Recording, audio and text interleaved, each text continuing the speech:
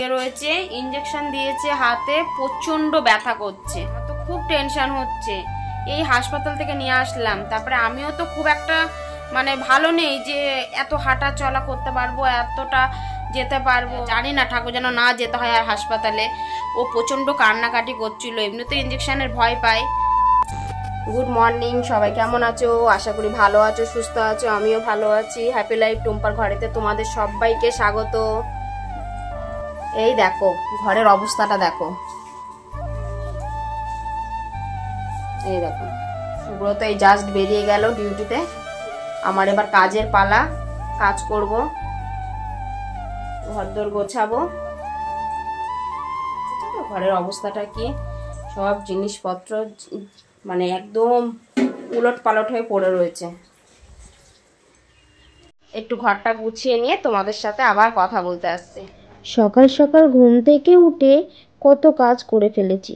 সুব্রত যেহেতু ডিউটিতে যাবে, হাজবেন্ডরা ডিউটিতে গেলে কত কাজ, তাই না? সকালে কিন্তু মা ওর খাবারটা বানিয়ে দিয়েছে, আসলে বানিয়ে দিয়েছে, সেগুলো কিন্তু নিয়ে ও ডিউটিতে চলে গেছে। আর দেখো একদিকে আমি কাজে লেগে গেছি। ঘরের কাজ মানে কি, ফার্স্টে ভাবলাম চলো একটু মাথাটা আঁচড়ে নিই। এই যে এখন মাথা আঁচড়াবো, আবার যে কখন আঁচড়াবো কোনো ঠিক নেই। একদিকে ব্লগ চালিয়ে দিয়েছি, একদিকে কাজ করছি।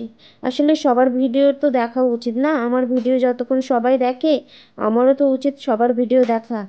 কেন আমি মানে স্কিপ করে দেখো জানো? আমি কিন্তু স্কিপ করে ভিডিও দেখি না।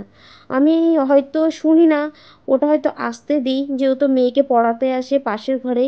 আর তোমরা তো জানো আমার এক ঘর এক দৌড়, মার ঘরেতেই আমি মেয়েকে বেশিরভাগ মানে পড়তে বসাই।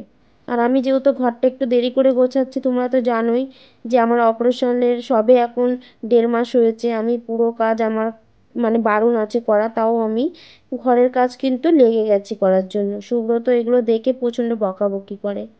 কি করব বলো তো, আমিও তো পারি না মাকে অনেক কাজ থুপে দিতে। মা কিন্তু সকালে উঠে অনেক কাজ করে।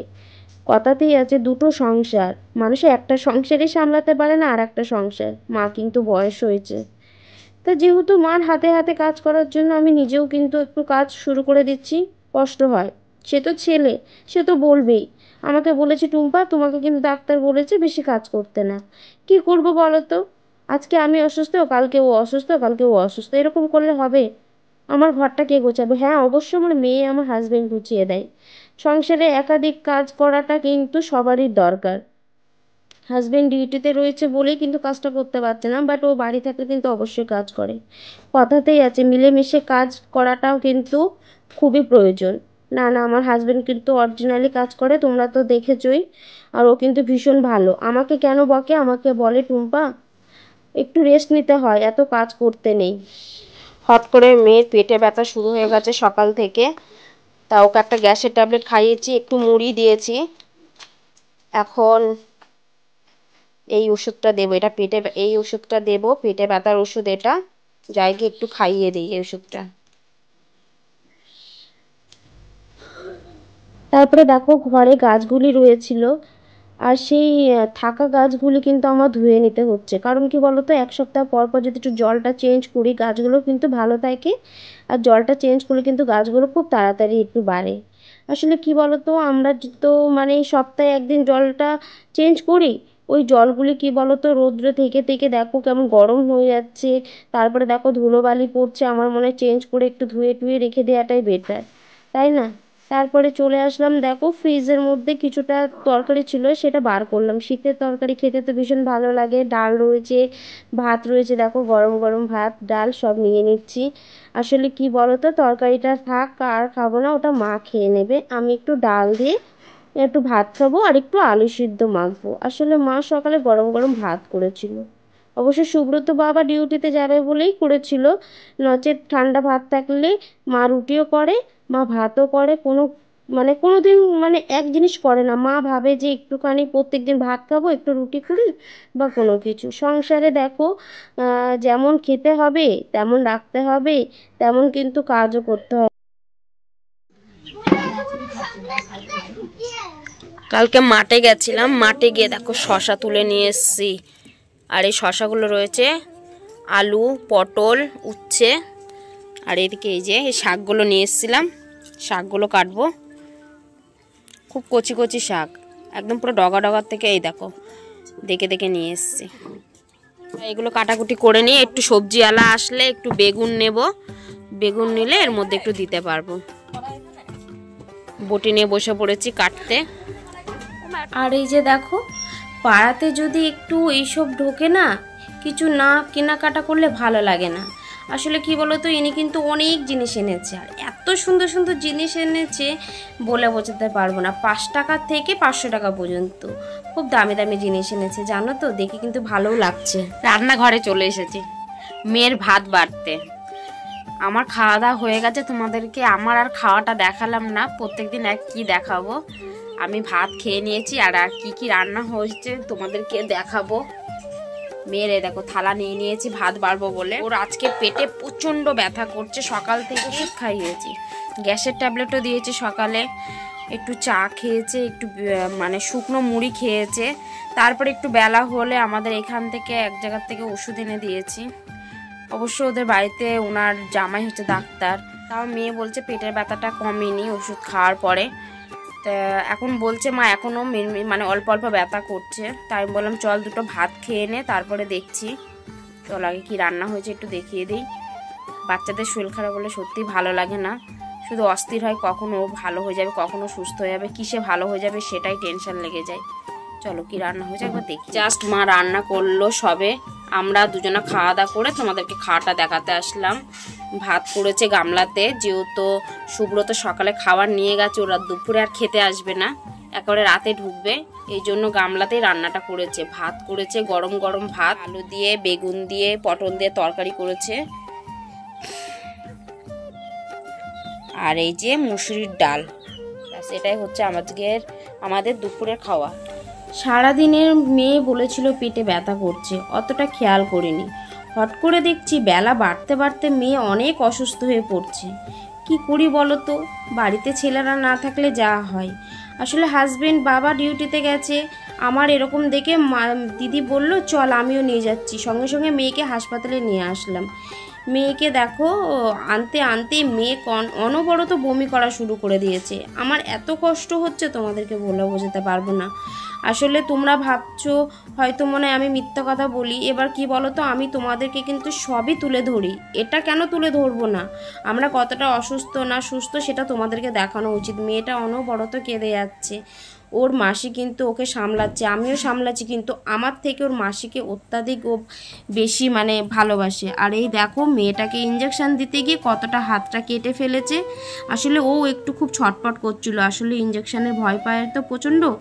তারপরে না আর কি বলবো, এখানে তোমাদেরকে দেখাচ্ছি হাসপাতালের পরিষেবা আমার একদম ভালো লাগে না, কিন্তু ওই যে অগত্যা মধুসূদন, আমার যেহেতু হাসপাতালে আসতেই হবে, আর সেই সময় যেহেতু আজকে মঙ্গলবার ছিল বলে কোনো মানে মেডিসিন তো পাওয়া তো যাচ্ছেই না, সবই বন্ধ। মঙ্গলবারেতে আমাদের এখানে টোটালটাই বন্ধ থাকে। ওর পাপা বারবার ফোন করছে আর ভিডিও কল করে করে দেখো দেখছে।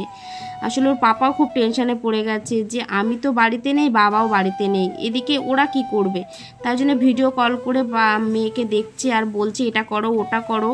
তাই আমি বললাম ঠিক আছে, ওরও খুব টেনশান হচ্ছে। আসলে কি বলতো, ও তো ডিউটিতেও সুস্থভাবে নেই, যেই শুনেছে মেয়েটা অসুস্থ তখনই ওর মাথাটা খারাপ হয়ে গেছে। তারপরে দেখো আমি ওখান থেকে বেরিয়ে যাওয়ার পর থেকে আমাকে যেহেতু প্রেসক্রিপশন করে দিয়েছিল যে এগুলো নিতে বলেছিল, আমি কিন্তু সেই ওষুধগুলো নিয়ে নিয়েছি। তারপরে মেয়েটা একটু সুস্থ হয়েছে, তারপরে রওনা দিলাম। আর এই দেখো গেট পড়েছে, এত তাড়াতাড়ি করছি বাড়ি আসবো বলে, দেখো ফট করে গেটটা পড়ে গেল। এই ফিরলাম, ফিরে জামা কাপড় চেঞ্জ করে হাত মুখ ধুয়ে এই খাটে বসলাম। মেয়ে শুয়ে রয়েছে, ইঞ্জেকশন দিয়েছে হাতে, প্রচণ্ড ব্যথা করছে, ওর এতটাই ব্যথা করছে শুয়ে পড়েছে। আর এখন বাড়িতে এসে এখন বলছে ওর নাকি আবার অল্প অল্প পেটে ব্যথা করছে। আমার তো খুব টেনশন হচ্ছে। এই হাসপাতাল থেকে নিয়ে আসলাম, তারপরে আমিও তো খুব একটা মানে ভালো নেই যে এত হাঁটা চলা করতে পারবো, এতটা যেতে পারবো। আবার অনেকটা এখান থেকে এই মানে মনে হচ্ছে একটুখানি, কিন্তু অনেকটাই চাকদা এখানে আমাদের এখান থেকে, তাও তো টুকটুকে করে গেলাম। আস্তে আস্তে অবশ্য চালিয়েছে আমাদের পাড়ারই ছেলে, আমরা ভিডিওতে তো দেখলেই কে গেছিলাম। কিন্তু আবার এতটা জার্নিং আমার দ্বারা সম্ভব না, তাও তো খুব কষ্ট করে বসে এরকমভাবে চেপে ধরে তারপরে আসলাম। রাস্তাটা এই সাইডে ভেঙে গেছে, গাড়িটা তাও আস্তে আস্তে চালিয়েছে। মেয়ে বলছে আবার নাকি পেটে ব্যথা করছে। এটা শুনে অবাক হয়ে যাচ্ছি। এখন জানি না, পেটটা একটু হাত বুলিয়ে দিচ্ছি, হাতটা যন্ত্রণা করছে, বালিশে দিয়ে রেখেছে। এই যে কষ্ট হচ্ছে ওর। আমি জানি এমনি তো হাসপাতালে ইঞ্জেকশন দিলে হাত মাতগুলো প্রচন্ড ব্যথা করে, পেন হয়। তা এখন দেখি ওর পাপা আসুক, না আসলে বুঝতে পারছি না। পরে যদি আবার জানি না, ঠাকুর যেন না যেতে হয় আর হাসপাতালে। ও প্রচন্ড কান্নাকাটি করছিল, এমনি তো ইঞ্জেকশনের ভয় পায়। ওষুধও দিয়েছে, ইঞ্জেকশনও দিয়েছে। ওষুধগুলো এই যে ওষুধ দিয়েছে, এই যে ওষুধ দিয়েছে, এটা মলম। ওর হাতে যেহেতু একটু র্যাশ বেরিয়েছে, ওটাও দেখিয়ে নিয়ে এসেছি, তার জন্য এই ওষুধটা দিয়েছে, এই মলমটা দিয়েছে। মেয়ের আজকে প্রচন্ড শরীর খারাপ হয়েছে, হঠাৎ করে সকাল থেকে বলছে পেটে ব্যথা। আমি ছিলাম না বাড়ি, তা আমি গেছিলাম ডিউটিতে। এবার সেখান থেকে ফিরেছি, তারপরে বাড়িতে আসলাম কিছুক্ষণ আগে।